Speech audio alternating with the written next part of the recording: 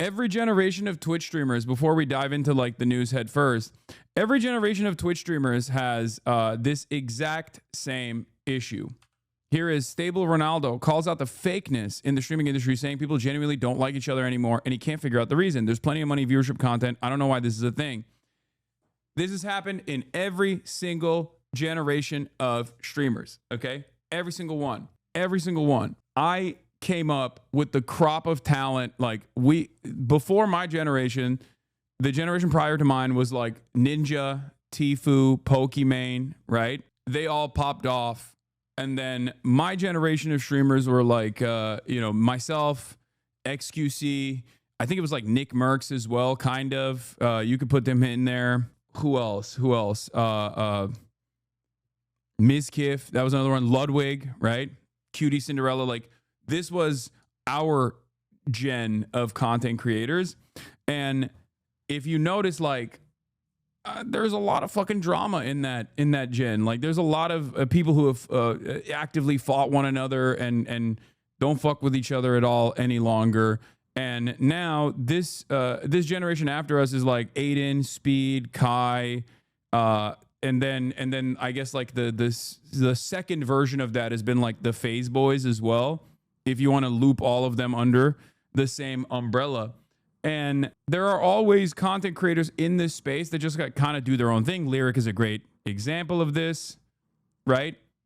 Moon, Lyric, like there are always content creators that like kind of do their own thing, right? But there's also content creators who collaborate with one another. Like, I would say Keizo is like this new generation's version of like Lyric, right? Keizo just does his own thing. He like collabs with people every now and then, but he just like stays out of everything. He stays out of trouble. He stays out of drama. He's great. And basically, I mean, he's been doing his own thing. He's popping off. Whereas like a lot of these other guys, they collaborate with one another, myself included, right?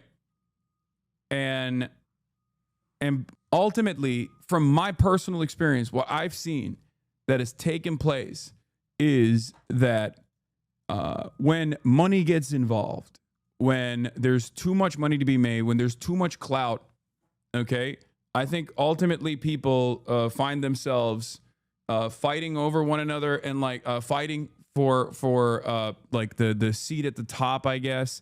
It becomes like very transactional. Relationships become very transactional because like before 2020, a lot of content creators were just like friends with one another, like legitimately friends with one another, right? In my generation of content creators, like the top dogs, we were all friends with one another. We like legitimately hung out with one another. You know, Trainwrecks, XQC, even fucking Asmongold from time to time.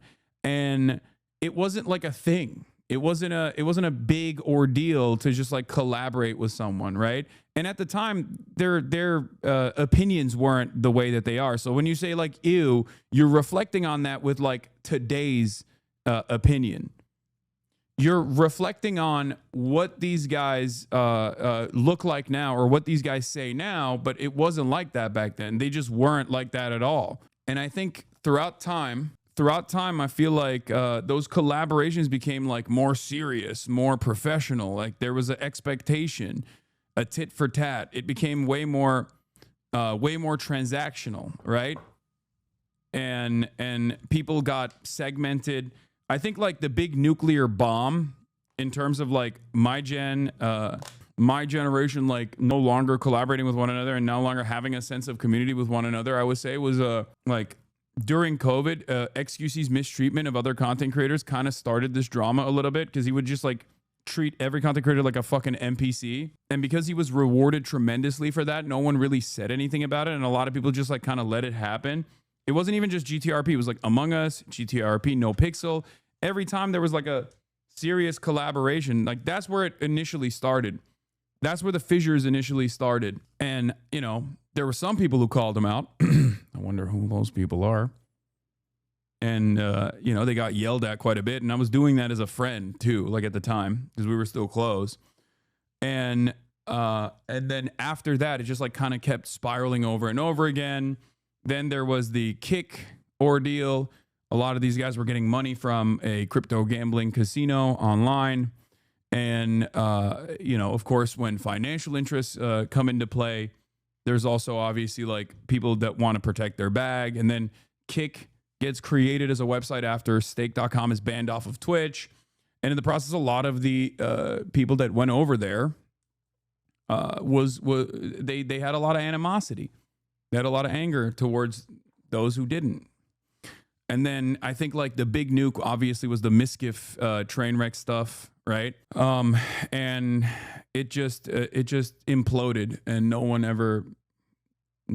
People became extra cliquey, and no one ever hung out with one another the same way ever again after that. But that was just my gen, right? A long, convoluted, complicated Twitch history. And now I think this is happening for these guys as well a little bit, you know? I was the smallest one here. I don't think my take on this is, I actually have a take. Let's start. Oh, should I start starting? It's very clout driven. Ludwig talked about how so many creators talked to him after streamer games about not being invited, including Neon. That's so funny to me because like I've been friends with most of the people that were there for literally like the past 6 years. Okay, including all the new talent. I'm pretty friendly with them, and I'm not upset. You know what I mean? Like, who the fuck is someone random getting upset after like never having any relationship whatsoever with these people? I'm not even fucking upset because I understand, like, you know, you have to fund these big initiatives, and some of those companies that fund these big initiatives are obviously going to be companies that work with the state of Israel and are not too fond of my commentary on that same state of Israel, or even actively fund Donald Trump's big, beautiful bill. So that's so funny that like people get mad. They really hated you for being the face of getting stake banned off Twitch. Yeah. Myself into this a little bit. I don't actually think streamers have egos. I think streamers just don't like each other. Simple as that. And it's not based off egos. It's just based off they just don't like each other. And people fake friendships. And put question marks all you want. I'm going to be honest. I just don't think people like each other. I don't really know why. I think this shit, there's plenty of money for everyone. There's plenty of viewers. This is the healthy attitude to have on this, for the record. I do think there's a lot of ego involved as well.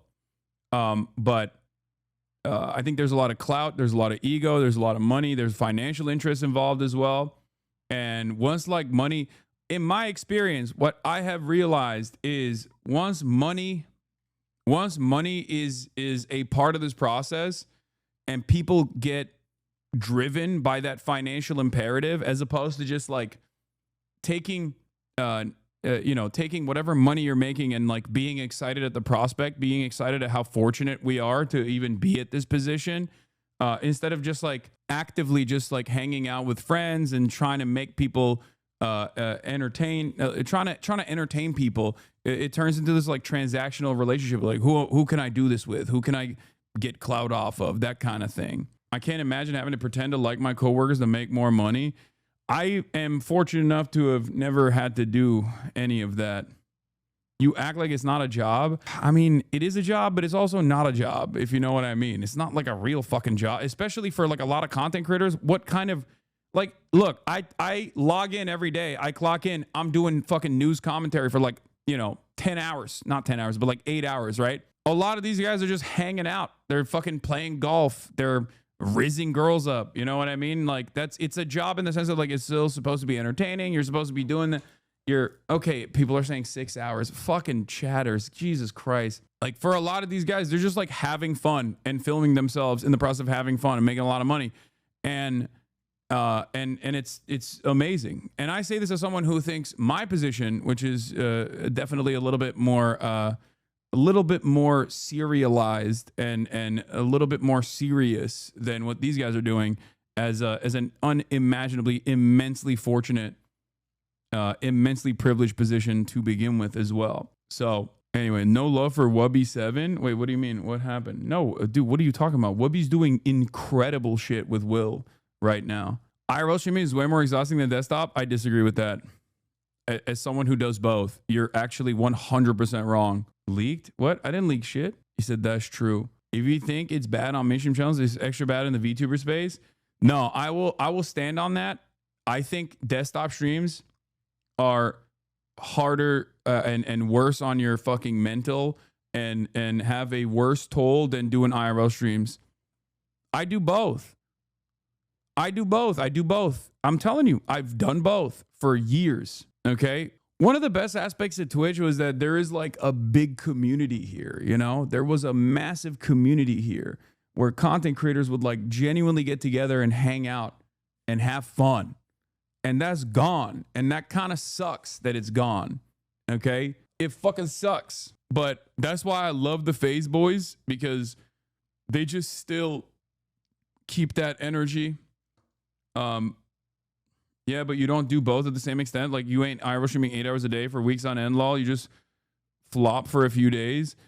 I mean, but in my experience, when I do like 4, 5, 6 hour IRL streams, like, dude, I recognize this when I started going to the protests.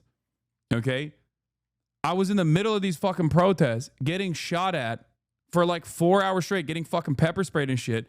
And that literally took less out of me than sitting here and having to listen to chatters yell at me over fucking minutia. I would rather go to a protest and get shot at, okay, than have to sit through like a drama segment with members of my community fucking chirping at me over like some minor disagreement that they've decided is the absolute worst possible thing that could have ever happened. Yeah.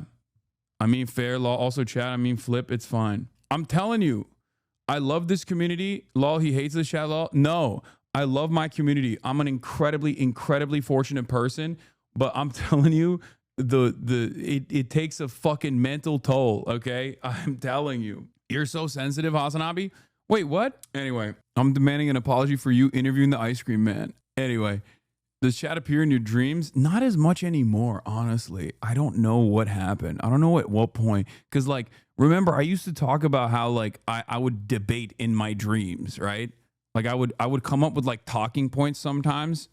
Like, I would come up with, like, commentary in my mind while I'm sleeping, while I'm dreaming, and then I would wake up and then I would write it down. I'd be like, damn, that's a good fucking talking point. And I'm always on, but -10 aura, I'm always on. I mean, it's not aura. Nothing I do is aura. Let's be real.